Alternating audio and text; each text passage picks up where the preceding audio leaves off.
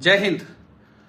फिर से मैं आप लोगों से क्लियर कर देना चाहता हूं कि मेरी लड़ाई किसी व्यक्ति विशेष से नहीं है और ना ही मेरी लड़ाई जो है किसी एक संस्थान से है। मेरी लड़ाई बिहार के स्वास्थ्य व्यवस्था के खिलाफ है। जो स्वास्थ्य व्यवस्था जो है लचर हो चुका है, जर्जर हो चुका है। सदर अस्पताल में जाइए, वहां पे गरीबों का इलाज ठीक ढंग से नहीं हो पा रहा है। रेफरल अस्पताल में जाइए, वहां पे रेफर के अलावा कुछ होता नहीं है। हर एक जिला में जो है वो ट्रामा सेंटर है नहीं।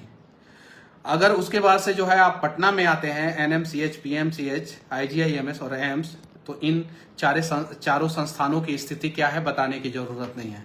आईजीआईएमएस में जल्दी बेड नहीं मिलता है, एम्स में जल्दी बेड नहीं मिलता है, पीएमसीएच की स्थिति बद से बदतर हो चुकी है, एनएमसीएच में जो है चूहा जो है मरीज का पैर कुतर देता है। ये सारी व्यवस्थाएं, इसीलिए बहुत सारे लोग आते हैं, बोलते हैं एफआईआर क्यों नहीं किए, एफआईआर क्यों नहीं किया। मैं क्लियर कर देना चाहता हूं, एफआईआर का मतलब ये हुआ कि आप जो है कुछ लोगों के खिलाफ कंप्लेन कर दिए और उनके ऊपर कार्रवाई हो गया और मैटर जो है वो रफा दफा हो गया।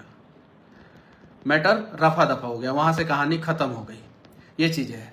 लेकिन क्यों भाई बिहार का आदमी जो है इमरजेंसी कंडीशन में दिल्ली एम्स में जाके इलाज क्यों कराएगा? बिहार का आदमी जो है वो टाटा मेमोरियल अस्पताल जो है, कैंसर अस्पताल जो है मुंबई है, वहां पे क्यों जाएगा? लखनऊ के पीजीआई में क्यों जाएगा? आज बिहार का मरीज जो है पटना एम्स में कम और गोरखपुर एम्स में ज्यादा इलाज कराने जाता है। नहीं भरोसा है तो बिहार से जो ट्रेन गोरखपुर पहुंचती है 9-10 बजे के आसपास, 11 बजे के आसपास, जाइए उस ट्रेन से उतरने वाले लोगों से जो है आप लोग इंटरव्यू लीजिए, कैमरा पे दिखाइए, पूछिए आप कहां से आए हैं और किस लिए आए हैं। ज्यादातर लोग बोलेंगे कि हम बिहार से आए हैं और हम गोरखपुर एम्स में इलाज कराने आए हैं, गोरखपुर इलाज कराने आए हैं। क्यों? ऐसा क्यों? इस पे कोई मुंह क्यों नहीं खोल रहा है? कब तक लोग जो है वो थेथरोलॉजी करेंगे? कब तक कहेंगे कि मंच सजा रहे हैं आप, जो है आइए, हिम्मत है तो बोलिए। ऐसे ऐसे मतलब कि जुमलेबाजी कब तक होगी?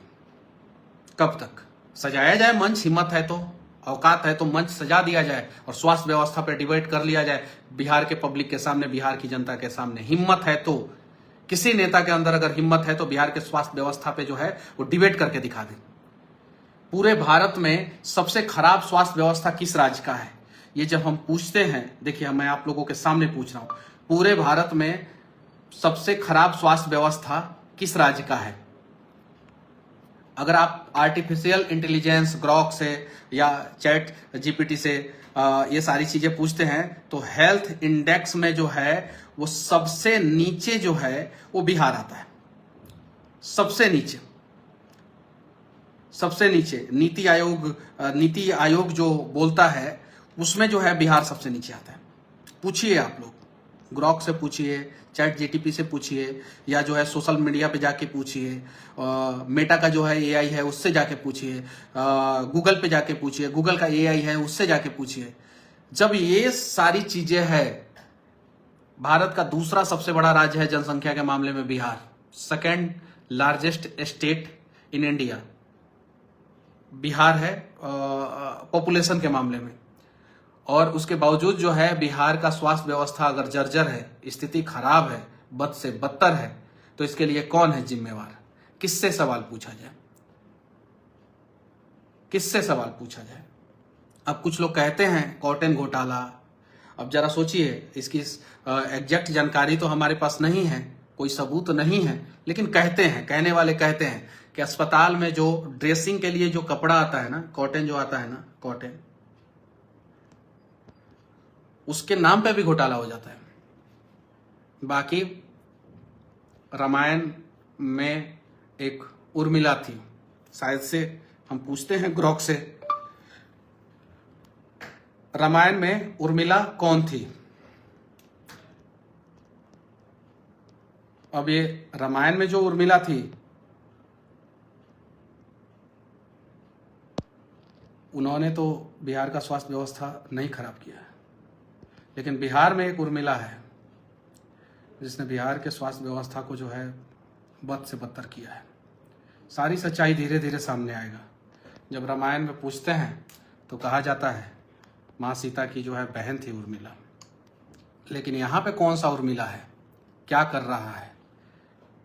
उर्मिला के नाम पे क्या क्या हो रहा है, ये सारी चीज़ें सामने आनी चाहिए। सारी चीज़ें, जो लोग सोच रहे थे कि गन्ने का रस हमने निकाल लिया और उसका जो बचा हुआ चीज़ फेंक दिया, मनीष कश्यप का हमने चुनाव में इस्तेमाल कर लिया और बाकी जो है अब रस तो मनीष कश्यप का निकल गया, मनीष कश्यप को फेंक देंगे, तो उन्हें नहीं पता है। अभी हम लोग शुरू कर रहे हैं। जो भी मेरे पास है वो आप लोगों की वजह से, आप लोगों ने हिम्मत और हौसला दिया है। मुझे उम्मीद नहीं था कि इतने लोग जो है मेरे सपोर्ट में आएंगे। यहाँ तक कि बहुत सारे नेता ये सोच रहे थे कि मनीष कश्यप अब पीएमसीएच में पिटा गया, अब तो ये मनीष कश्यप खत्म हो गया, अब इसकी कोई ज़रूरत नहीं है। यूज एंड थ्रो सुनते हैं ना आप लोग, समझते हैं ना। यूज तो अब हम कर लिए हैं, अब इसको थ्रो कर देते हैं।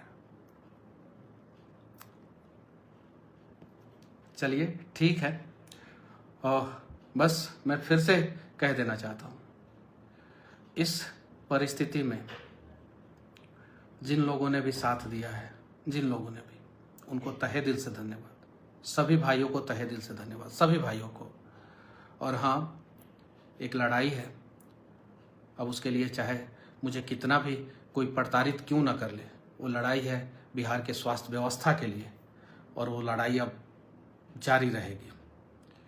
आंदोलन होगा बिहार के स्वास्थ्य व्यवस्था को ठीक करने के लिए, अच्छे ढंग से होगा, धरातल पे होगा। थोड़ा मुझे समय चाहिए, मेंटली और फिजिकली मैं थोड़ा सा प्रिपेयर हो जाऊं। थोड़ा सा मैं भी अंदर से पूरी तरीके से हिल चुका हूं। जिन्हें मैं अपना भाई समझता था, जिन्हें मैं अपना दोस्त समझता था, जिन्हें मैं अपना मतलब कि रक्षक समझता था, जिन्हें मैं अपना गार्जियन समझता था, जब वो लोग एक बैग से जो है आपके मुश्किल परिस्थिति में जो है आपके साथ नहीं खड़े रहते हैं, तो इंसान मेंटली, फिजिकली कम और मेंटली ज़्यादा परेशान हो जाता है। मैं लड़ूंगा बिहार के जर्जर स्वास्थ्य व्यवस्था के खिलाफ, इसे ठीक करने के लिए। हमें चाहिए पीएमसीएच में हर चीज़। स्ट्रेचर का व्यवस्था करना डॉक्टरों का काम नहीं है, स्ट्रेचर का व्यवस्था करना सरकार का काम है। दवाओं का व्यवस्था करना सरकार का काम है, कॉटन का व्यवस्था करना सरकार का काम है, बेड का व्यवस्था करना सरकार का काम है, व्हील चेयर का व्यवस्था करना सरकार का काम है, और डॉक्टरों को सही समय पे सैलरी देना, जूनियर डॉक्टरों को सही व्यवस्था देना, वो सरकार का ही काम है। ये चीजें हैं।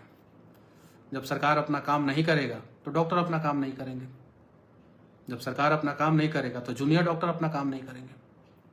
लापरवाही सरकार की है, स्वास्थ्य व्यवस्था को जर्जर करने का काम इन लोगों ने किया है, और इस वजह से जो है बिहार के लोग जो है, गरीब लोग, जिनके पास पैसा है, हेल्थ इंश्योरेंस है, वो तो प्राइवेट और अच्छे अस्पतालों में चले जाते हैं, लेकिन जिनके पास पैसा नहीं है, हेल्थ इंश्योरेंस नहीं है, वो दर दर की ठोकरें खाते हैं।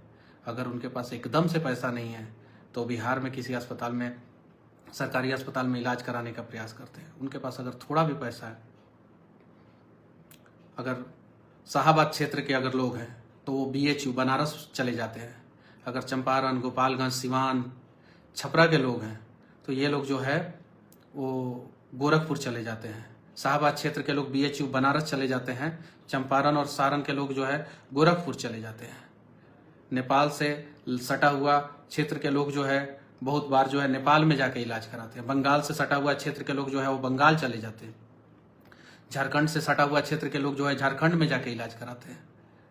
और कुछ लोग जिनके पास कोई सुविधाएं नहीं होती है, पैसा नहीं होता है, कहीं कोई ऑप्शन नहीं होता है, वही लोग जो है बिहार के सदर अस्पताल में जिंदगी और मौत के बीच में जो है भगवान से प्रार्थना करते हैं, और उसके बाद से अगर वहाँ से रेफर कर दिया जाता है तो PMCH आते हैं।